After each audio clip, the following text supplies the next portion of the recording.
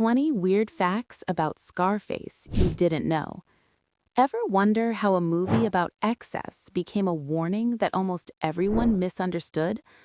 A film that looks loud, violent, glamorous, but nearly destroyed careers, was hated by critics, condemned by activists, misread by audiences, and later crowned as one of the most influential films ever made. This is not a gangster fantasy.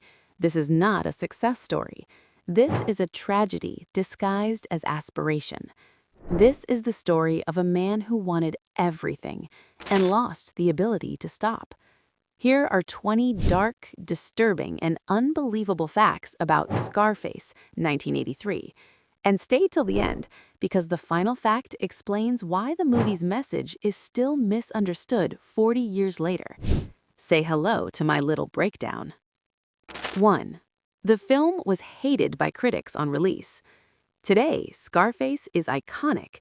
In 1983, it was reviled. Critics called it excessive, vulgar, morally bankrupt, technically sloppy. Some reviews labeled it 2 hours of screaming. Major publications dismissed it as a celebration of violence and greed. It was nominated for Worst Picture by several critics groups. Director Brian De Palma was stunned. He believed he'd made a cautionary tale. Audiences saw spectacle. The gap between intent and perception would haunt the film forever. 2. Al Pacino was told this role would end his career. By the early 1980s, Al Pacino was already a legend. Taking Scarface was considered reckless. Studio executives warned him the character was too ugly, the accent would be mocked, the violence would alienate audiences. Pacino didn't care. He wasn't interested in likability. He wanted corrosion. Tony Montana wasn't meant to be admired. He was meant to repel slowly. Pacino leaned into excess deliberately, knowing restraint would soften the warning. That risk nearly destroyed his reputation. Instead, it redefined it. 3. Tony Montana's design was meant to be a monster, not a hero. Tony Montana isn't complex by accident. He's deliberately unrefined. He's loud, paranoid, cruel, emotionally stunted. Writer Oliver Stone structured Tony as appetite without breaks. No introspection, no growth, no learning. Every success makes him worse. Every victory removes restraint. The film isn't about rise. It's about acceleration toward collapse. If Tony feels cartoonish, that's the point. Greed exaggerates identity until nothing human remains. 4. The film was inspired by real cocaine violence.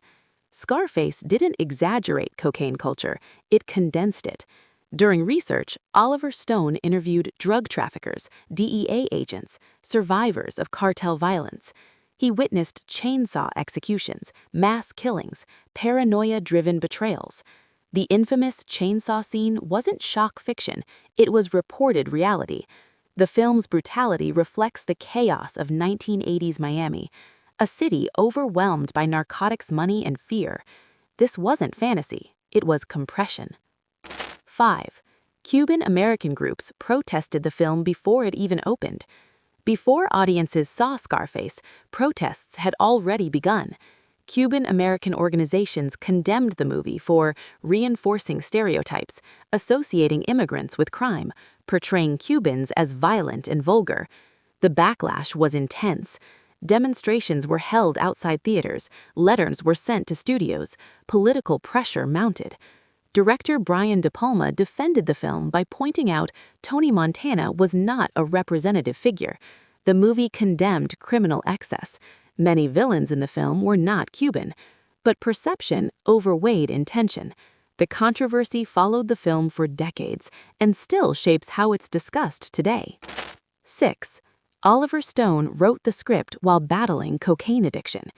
This is rarely emphasized, but it matters.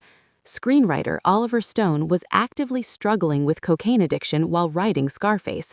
That proximity gave the script its intensity. Stone didn't imagine addiction, he lived inside it. Tony's paranoia, his sleeplessness, his rage, his inability to stop. Those weren't researched traits, they were experienced. Stone later admitted the script was part a self-warning written in denial. That personal connection explains why the film feels unrelenting. There's no distance, only momentum. 8. Violence feels endless because the film refuses relief. Most crime films offer pauses, moments of reflection, quiet aftermaths, emotional breathing space. Scarface denies that. Violence stacks, threats overlap, consequences arrive immediately. Director Brian De Palma wanted the audience to feel overwhelmed, just like Tony does. There's no safety valve, no moral reset, no lesson learned mid-story. The film doesn't let you relax, because Tony never does. That exhaustion is intentional. 9. Excess is the film's primary language. Everything in Scarface is too much, too loud, too bright, too violent, too indulgent. That isn't poor taste, it's design. Tony Montana doesn't understand moderation, so the film doesn't practice it. Cars are oversized, mansions are gaudy, gunfights are prolonged. Excess becomes visual psychology. The world inflates with Tony's ego until it collapses under its own weight. If Tony feels cartoonish, that's the point. Greed exaggerates identity until nothing human remains. 10. The final shootout is meant to feel absurd, not heroic. The Mansion Massacre is iconic. It's also intentionally grotesque. Endless gunfire, impossible survival, blood-soaked excess. Director Brian De Palma didn't want realism here. He wanted collapse. Tony Montana survives far longer than logic allows, because this isn't a tactical battle, it's ego refusing to die. Tony's final stand isn't bravery, it's denial at full volume. The absurdity is the message. When power becomes identity, death arrives loudly and stupidly. 11. Tony's obsession with loyalty is his fatal contradiction. Tony talks constantly about loyalty. He demands it, tests it, kills over it, but he doesn't practice it.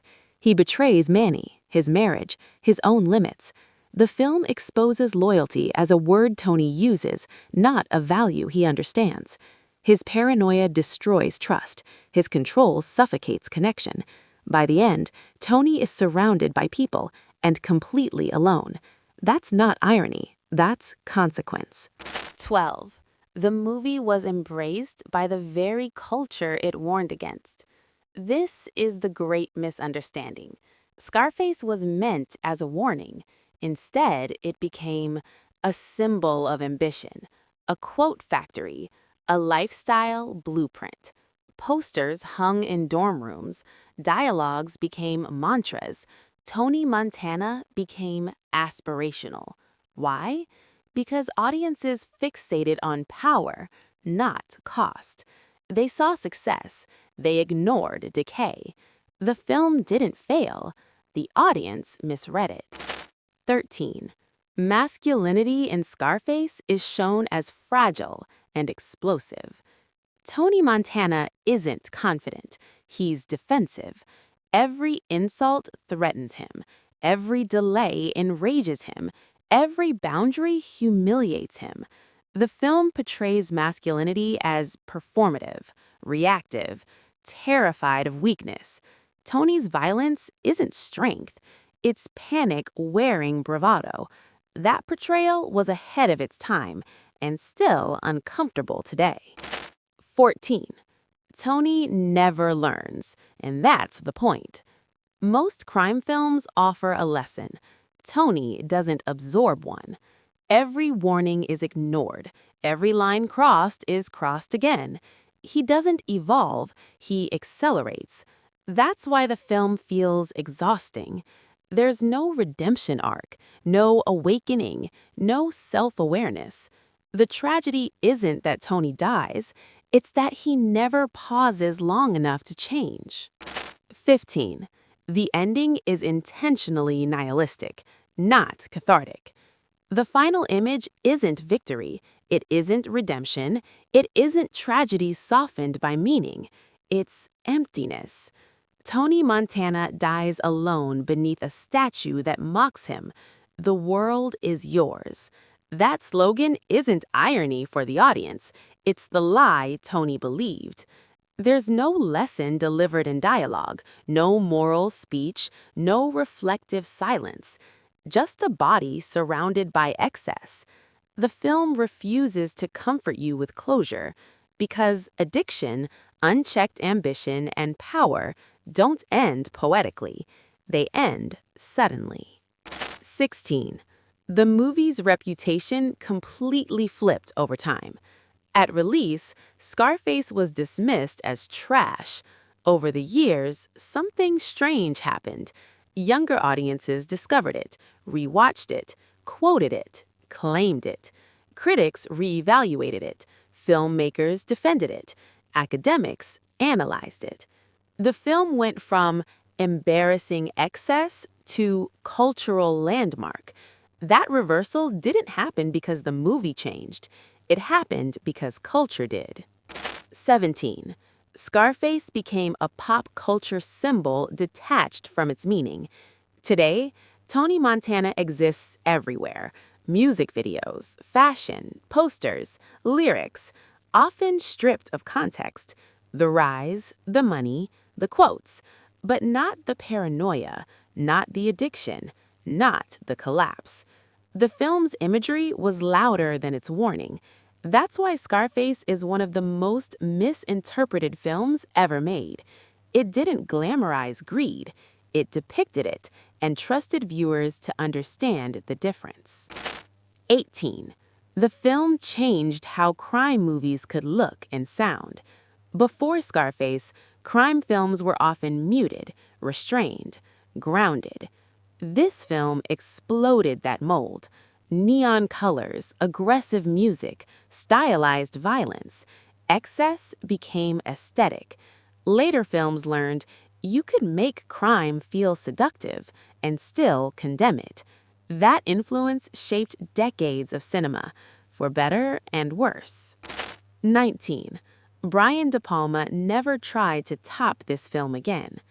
Director Brian De Palma made many films, but he never chased Scarface's scale again, because this movie wasn't about escalation. It was about overindulgence taken to its limit. You can't repeat that twice. The film stands alone, a maximalist mourning that can't be refined, only endured. 20. Scarface is ultimately about the inability to stop. Strip away guns, money, and cocaine. What's left? A man who cannot stop wanting. Tony Montana doesn't want happiness. He wants more. More respect, more control, more proof. The tragedy isn't his death. It's that he never learns restraint. That's why the film still matters, because ambition without limits doesn't just destroy others, it consumes itself. Scarface wasn't made to inspire you, it wasn't made to reassure you, and it definitely wasn't made to be comfortable.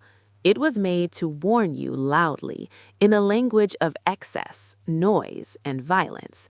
If you enjoyed this deep dive into one of the most misunderstood films in cinema history, smash that like button, subscribe, and turn on notifications, because the movies we quote the most are often the ones we understand the least. And sometimes the world is yours, and that's exactly the problem.